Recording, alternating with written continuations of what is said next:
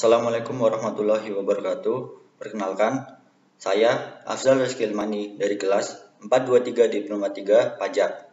Saya akan membahas pajak penghasilan pasal 4 ayat 2 atas pengalihan hak atas tanah dan atau bangunan yang juga diatur dalam Peraturan Pemerintah Nomor 34 Tahun 2016. Atas penghasilan yang diterima atau diperoleh orang pribadi atau badan dari pengalihan hak atas tanah dan atau bangunan atau perjanjian pengikatan jual beli atas tanah dan atau bangunan beserta perubahannya, baik dalam kegiatan usaha maupun di luar kegiatan usaha, terutang pajak penghasilan final.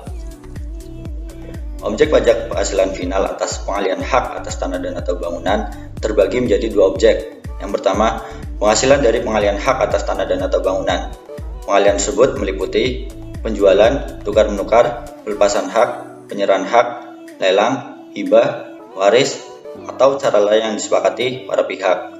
Objek yang kedua adalah penghasilan dari PPJB atau perjanjian pengikatan jual beli atas tanah dan atau bangunan, yaitu meliputi penghasilan pihak penjual yang namanya tercantum dalam PPJB pada saat pertama kali ditandatangani, atau penghasilan pihak pembeli yang namanya tercantum dalam PPJB sebelum terjadinya perubahan atau adendum PPJB atas terjadinya perubahan pihak pembeli dalam PPJB tersebut. Tarif dan dasar pengenaan pajak penghasilan atas pengalihan hak atas tanah dan atau bangunan. Itu yang pertama, 1% dari pengalihan hak, yaitu jika pengalihan rumah sederhana atau rusun sederhana yang usaha pokok PP tersebut adalah pengalihan hak atas tanah dan atau bangunan.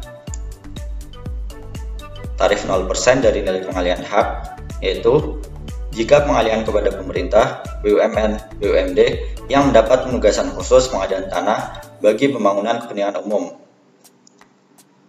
Tarif 2,5% dari nilai pengalihan hak, yaitu jika selain pengalihan rumah sederhana atau rusun sederhana yang usaha pokok PP tersebut adalah pengalihan hak atas tanah dan atau bangunan. Nah, apa sih yang dimaksud dengan nilai pengalihan hak? Nilai pengalihan hak itu terbagi menjadi 5, yaitu yang pertama, nilai berdasarkan keputusan pejabat yang berwenang dalam hal pengalihan hak kepada pemerintah. Yang kedua, nilai menurut risalah lelang dalam hal pengalihan hak melalui lelang. Yang ketiga, nilai yang seharusnya diterima atau diperoleh dalam dipengaruhi hubungan istimewa. Keempat, nilai yang sesungguhnya diterima atau diperoleh dalam hal tidak dipengaruhi hubungan istimewa. Dan yang kelima, nilai yang seharusnya diterima atau diperoleh berdasarkan harga pasar, yaitu dalam hal melalui tukar-menukar, pelepasan hak, penyerahan hak, hibah, waris, atau cara lain yang disepakati para pihak. PPh final atas pengalihan hak atas tanah dan bangunan memiliki beberapa pengecualian. Pengecualian bagi orang pribadi diantaranya penghasilan orang pribadi di bawah PTKP yang mengalihkan hak atas tanah dan atau bangunan dengan jumlah bruto kurang dari 60 juta dan bukan merupakan jumlah dipecah-pecah. Pengalihan karena waris, orang pribadi tidak termasuk subjek pajak, mengalihkan dalam rangka perjanjian bangun guna serah, bangun serah guna, atau pemanfaatan BMN berupa tanah dan atau bangunan, mengalihkan melalui hibah kepada keluarga saudara lurus satu derajat, badan keagamaan, pendidikan, sosial, termasuk yayasan, koperasi, orang pribadi usaha mikro dan kecil, dan tidak berhubungan dengan kegiatan usaha, pekerjaan, kepemilikan, atau penguasaan para pihak.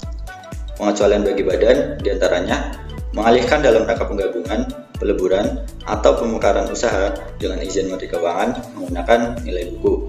Pengalihan karena waris, badan tidak termasuk subjek pajak, mengalihkan dalam rangka perjanjian bangun guna serah, bangun serah guna, atau pemanfaatan BMN berupa tanah dan atau bangunan, mengalihkan melalui hibah kepada badan keagamaan, pendidikan, sosial, termasuk yayasan, koperasi, orang pribadi usaha mikro dan kecil, dan tidak berhubungan dengan kegiatan usaha, pekerjaan, kepemilikan, atau penguasaan para pihak.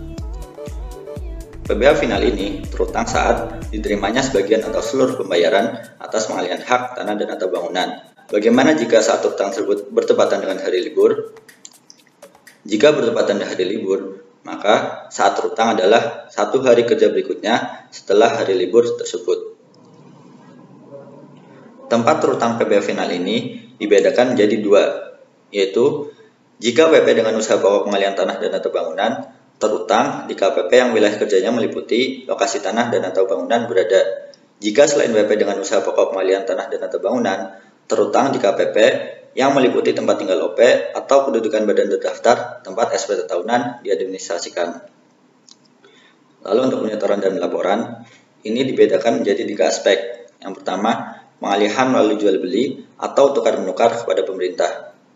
Penyetorannya dipungut dan disetor oleh bendahara sebelum melakukan pembayaran atau tukar-menukar dengan menggunakan SSP atas nama orang pribadi atau badan yang menerima pembayaran atau tukar-menukar dengan KIP atau KJS 411128 402. Jika tarif 0%, maka tidak memerlukan SSP. Lalu yang kedua, pengalihan selain kepada pemerintah, yaitu disetor sendiri sebelum akta, keputusan, kesepakatan, atau risalah lelang ditandatangani pejabat yang berwenang dengan KIP atau KJS 411128 402. Dan jika tarif 0%, maka tidak memerlukan SSP. Lalu untuk PPJB, disetor sendiri paling lama 15 hari setelah masa pajak berakhir dengan KIP atau KJS 411128 402. Dan untuk pelaporan, baik yang menyetor sendiri maupun ditunjuk sebagai motong PPh, wajib menyampaikan surat pemberitahuan masa paling lambat 20 hari setelah masa pajak berakhir. Pada 5 November 2019, Andi Darmono, seorang arsitek menjual rumahnya dengan NOP 3519010010010010 di perumahan Bumi Semekar pada Sutejo dengan harga 3,5 miliar. AJB ditandatangani 10 November 2019 oleh Andi Darmono berdasarkan kuasa Sutejo dan PPAT. Berapa PPh terutang? PPh terutang atas pengalihan dari Andi Darmono kepada Sutejo yaitu sebesar 2,5% dikali 3,5 miliar, yaitu 87.500.000. PPh terutang harus dilunasi sebelum ditandatanganinya akta pada 10 November 2019. Untuk mekanisme penyetorannya, PPh atas pengalihan tanah dan atau bangunan disetor sendiri oleh Andi Darmono, yaitu selaku yang memperoleh penghasilan atas pengalihan tanah dan atau bangunan. PPh disetor menggunakan surat setoran pajak dengan mengisikan NPWP, nama WP dan alamat WP dari Andi Darmono, lalu mengisikan NOP dan alamat OP, yaitu nomor objek pajak dari tanah dan atau bangunan, lalu mengisikan kode akun pajak 411128 dan kode jenis setoran 402 dengan uraian pembayaran PPh pasal 4 ayat 2, lalu mengisikan masa pajak dan tahun pajak, yaitu November 2019, dan untuk nomor ketetapan kita tidak perlu mengisinya. Lalu mengisikan jumlah pembayaran dan terbilang, yaitu sebesar Rp87.500.000. Lalu kita mengisi tempat dan tanggal penyetoran dengan cap dan tanda tangan dari Andi Darmono yang kemudian akan diterima oleh kantor penerima pembayaran dan akan ditandatangani oleh petugas. Untuk pelaporannya, kita menggunakan surat pemberitahuan masa pajak penghasilan final pasal 4 ayat 2, yaitu dengan mengisikan menyilang SPT normal masa pajak 11/2019, lalu mengisikan bagian identitas yaitu NPWP, alamat dan nama dari Andi Darmono, lalu mengisikan bagian objek pajak dan kita isi uraian nomor 7, yaitu wajib pajak yang melakukan pengalihan hak atas tanah dan atau bangunan dengan KIP atau KJS 411128 dan dengan nilai objek pajak 3,5 miliar, lalu tarif 2,5% dan PP yang dipotong sebesar Rp87.500.000. Bagian lampiran, kita silang surat setoran pajak sebanyak 1 lembar. Bagian pernyataan dan tanda tangan kita isikan, yaitu menyilang pemotong pajak atau pimpinan dengan nama dan NPWP dari Andi Darmono, tanda tangan dan cap dari Andi Darmono, dan tanggal pelaporan yaitu paling lama 20 Desember 2019. Sekian video yang dapat saya buat, semoga video ini dapat bermanfaat buat teman-teman semua. Terima kasih.